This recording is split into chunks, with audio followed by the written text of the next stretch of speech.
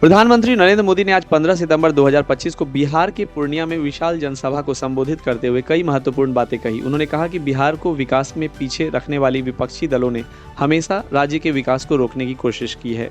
उन्होंने कांग्रेस और आरजेडी पर निशाना साधते हुए कहा कि ये पार्टियां बिहार की प्रगति का मजाक उड़ाती हैं और देश की सुरक्षा के लिए खतरा पैदा कर रही हैं, खासकर सीमांचल क्षेत्र में घुसपैठियों के मुद्दे पर। प्रधानमंत्री ने कहा कि एनडीए सरकार का लक्ष्य है घुसपैठियों को देश से बाहर निकालना और इस मसले पर कोई समझौता नहीं होगा। उन्होंने विपक्षी दलों को चेतावनी देते हुए कहा कि भारत में केवल भारतीय कानून का शासन होगा, न कि घुसपैठियों की मनमानी चलेगी। मोदी ने पूर्णिया एयरपोर्ट के नए टर्मिनल का उद्घाटन किया और पहली उड़ान भी हरी झंडी दिखाकर भेजी। उन्होंने प्रधानमंत्री इंजीनियर्स दिवस के मौके पर इंजीनियरों का भी अभिनंदन किया और बताया कि पूर्णिया एयरपोर्ट को 5 महीनों में तैयार किया गया है। उन्होंने बिहार में गरीब और मध्यम वर्ग के लिए जीएसटी कटौती की घोषणा की, जिससे दीपावली और छठ पूजा से पहले घरेलू खर्चों में राहत मिलेगी। साथ ही राष्ट्रीय मखाना बोर्ड की स्थापना का भी ऐलान किया, जिससे मखाना किसानों को फायदा होगा और उत्पादन बढ़ेगा। मखाना बोर्ड खासतौर पर मखाना के उत्पादन, प्रसंस्करण, ब्रांडिंग और निर्यात को बढ़ावा देने के लिए स्थापित किया गया है। भारत के लगभग 90% मखाना का उत्पादन बिहार में होता है, खासकर पूर्णिया, कटिहार, अररिया और किशनगंज जिलों में।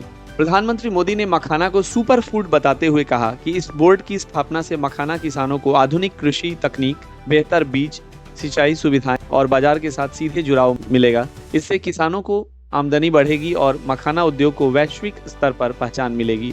यह बोर्ड किसानों को वित्तीय सहायता, प्रशिक्षण, बेहतर मार्केटिंग और उचित मूल्य दिलाने में मदद करेगा। इसके साथ ही यह निर्यात को भी बढ़ावा देगा, जिससे बिहार के किसानों और उद्योग को भी आर्थिक फायदा होगा। राष्ट्रीय मखाना बोर्ड की स्थापना से मखाना उद्योग में नई तकनीकों के उपयोग, उत्पादन क्षमता में वृद्धि होगी, जिससे किसानों का जीवन स्तर सुधारने में मदद मिलेगी। प्रधानमंत्री मोदी ने इसे बिहार के सीमांचल क्षेत्र के लिए बड़ा आर्थिक और सामाजिक विकास कदम बताया है। प्रधानमंत्री ने भौतिक विकास परियोजनाओं के साथ साथ ऊर्जा सुरक्षा को मजबूत करने के लिए भोगाहा तापीय विद्युत परियोजना का भी शिलान्यास किया। उन्होंने बिहार को विकास के नए पथ पर ले जाने की प्रतिबद्धता व्यक्त की। उनका यह भाषण विकास, सुरक्षा और सामाजिक समरसता पर केंद्रित था, जिसमें उन्होंने विपक्ष पर कटाक्ष के साथ साथ राज्य और देश के उज्जवल भविष्य के लिए काम करने का संकल्प जाहिर किया। साथियों, आज सर एम विश्वेश्वरैया जी की याद में हम इंजीनियर्स डे मनाते हैं। विकसित भारत, विकसित बिहार के निर्माण में इंजीनियर्स की बहुत बड़ी भूमिका है। मैं देश के सभी इंजीनियर्स को आज के दिन की बहुत बहुत बधाई देता हूं, अपनी शुभकामनाएं देता हूं। इंजीनियर्स का परिश्रम, उनका कौशल आज के इस कार्यक्रम में भी दिख रहा है। पूर्णिया एयरपोर्ट की टर्मिनल बिल्डिंग रिकॉर्ड 5 महीने से भी कम समय में बनाई गई है। आज इस टर्मिनल का लोकार्पण हुआ है। पहली कॉमर्शियल फ्लाइट को हरी झंडी भी दिखाई गई है और हमारे एविएशन मिनिस्टर श्रीमान नायडू जी भी हमारे बीच है। उनके लिए भी जरा ताली बजाइए।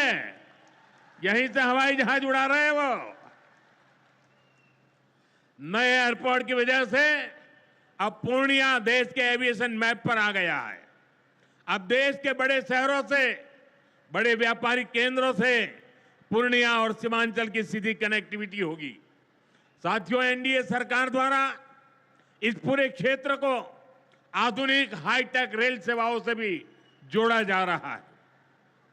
आज भी मैंने वंदे भारत, अमृत भारत पैसेंजर ट्रेन को हरी झंडी दिखाई है। आज अररिया, गलगलिया नई रेल लाइन का उद्घाटन हुआ है। विक्रमशिला, कटरिया नई रेल का शिलान्यास भी किया गया है। साथियों, कुछ दिन पहले ही भारत सरकार ने एक और बड़ा निर्णय लिया है। Buxar Bhagalpur high speed corridor के मोकामा मुंगेर सेक्शन को मंजूरी दे दी है। इससे मुंगेर, जमालपुर, भागलपुर जैसे इंडस्ट्रियल हब को बहुत फायदा होगा। सरकार ने भागलपुर, दुमका, रामपुर हाट रेल लाइन के दोहरीकरण को भी मंजूरी दे दी है। साथियों, देश के विकास के लिए बिहार का विकास जरूरी है और बिहार के विकास के लिए पूर्णिया और सीमांचल का विकास जरूरी है। आरजेडी और कांग्रेस की सरकारों के कुशासन का बहुत बड़ा नुकसान इसी क्षेत्र को उठाना पड़ा है। लेकिन अब एनडीए सरकार स्थिति बदल रही है। अब ये क्षेत्र विकास के फोकस में है।